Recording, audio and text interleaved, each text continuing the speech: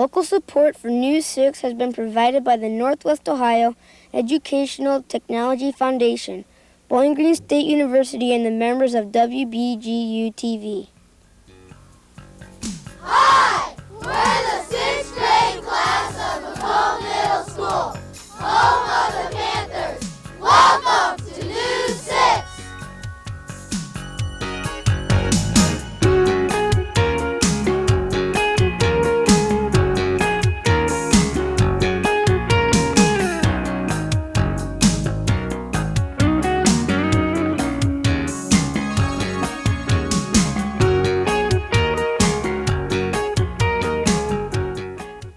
Hi, I'm Jackie Pollock from McComb Middle School. Welcome to News 6.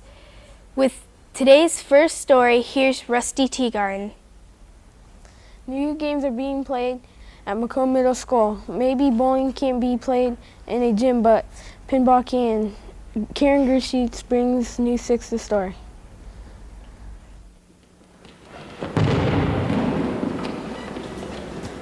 What are pinball tournaments? Pinball tournaments are a double elimination kind of a tournament which will allow all the students more time on the floor to participate, and it is intended to help develop sportsmanship and enthusiasm. How is the game played? The game is played similar to a softball game. It has bases, except that the bases are pins, bowling pins. The batter's box has a pin also for home base, has a restraining line, and there are several ways that a batter can get put out in the game. The ball must roll flat on the floor to be a good pitch. And in scoring, when the batter kicks the ball and runs around the outside of the bases, he must make it all the way to the home pin before the players in the field knock each pin over from first, second, third, and into home. If he gets there before they knock the home pin over, it's a score. How did this game originate? Approximately 30-some years ago, when I was teaching high school phys ed, I was taking the phys ed students to the bowling alley in McComb, and one day the proprietor gave me some pins to bring back to use in the gym, and we just could hardly bowl on the gym floor. So substituting the pins for bases and developing rules for this game, and they have been modified over the years. Older brothers and sisters have participated in this game, and consequently, as elementary students coming up through first 4 grades, I think look forward to getting to the middle school so they can participate in these games.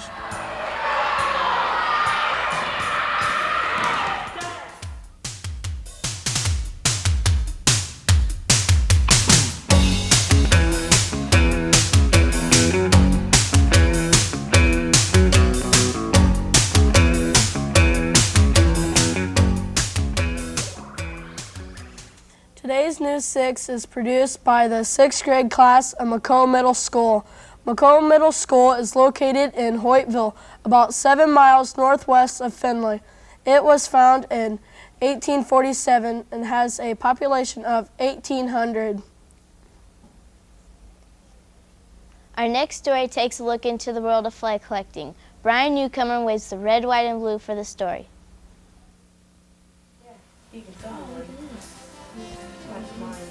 Who was your inspiration to start collecting flags? When I was 5 years old, my parents took me to New York City for a family vacation in the summer, and we went a tour of the United Nations. And like all good tours, at the end of the United Nations tour, they took you through the gift shop. And there my parents bought me 5 small flags from the gift shop. Where do you get your most valuable flags? From flea markets. I've gotten them from antique shops. I've gotten them from families. The flag that's behind me here was given to me by a family in McComb, Ohio.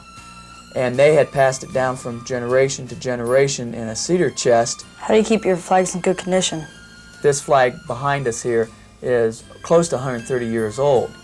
But we went and had quilting material put on the back of the flag so that when it is displayed, the weight will be taken off the stitching of the flag. And it also is better to roll the flag, an old flag for storage, than to fold, because the material is so broken down over the years that the flag will tear at the folds. The older flags I keep flat, or I put in a frame to try to keep the environment fairly consistent and keeping the old flags out of direct sunlight. Why do you collect flags? I'm able to preserve older flags, and people can come here and see those flags, and sometimes I go other places and show them those flags. I just had a flag given to me by a church that had been forgotten about in a belfry of their church for 90-some years, and that's a 44-star flag. There's not a lot of places that have flags. It can tell you history, tradition, and culture of a people. Above and below. You even have... This week's Kids View question asks the 6th grade to rename their school. Here's what we came up with. Hi, I'm Amy Powell reporting for News 6. Today's Kids View question is, if you could change the name of our school, what would you change it to? I would change the name of our school to Tatum Middle School because William Tatum was our principal for 30 years.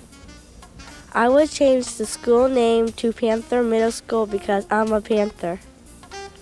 I would change the name of our school to Garfield Junior High because a lot of the kids like Garfield. Today's last story has Whitney Ryder reporting from the workshop of Francis Herman, an inventor whose inventions rose out of necessity. McComb has its own Edison, local inventor Francis Herman. When did you first start doing your inventions? Approximately 18 years of age, and I made different things, but one thing I do remember pretty well was a buck rake. How do you come up with your ideas?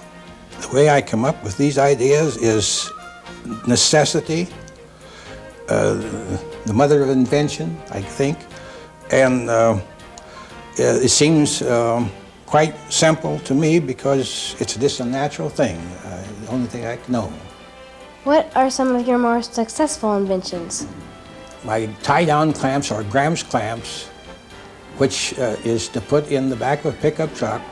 I have steps on the front of the pickup, revolves around in the corner, the back corner of the pickup to get up in the bed, in and out of the bed, real easy. Also a vise here, 4 places on it that you can turn 360 degrees. You can get any angle, any shape that you want to go. And then I have a door latch that I made several years ago, and it is semi-automatic lock. How do you think your inventions help the community? The necessity of other people needing something, and I did it maybe as much as anything to help my neighbors and the people of the country out.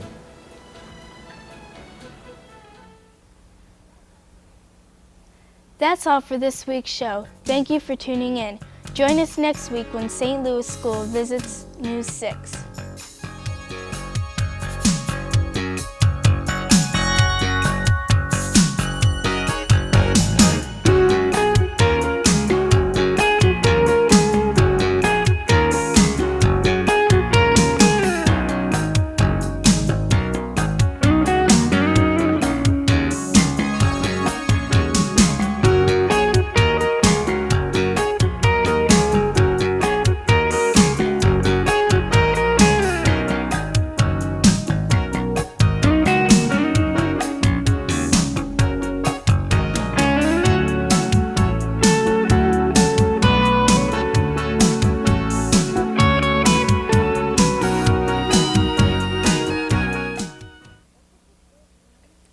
Local support for News 6 has been provided by the Northwest Ohio Educational Technology Foundation, Bowling Green State University, and the members of WBGU-TV.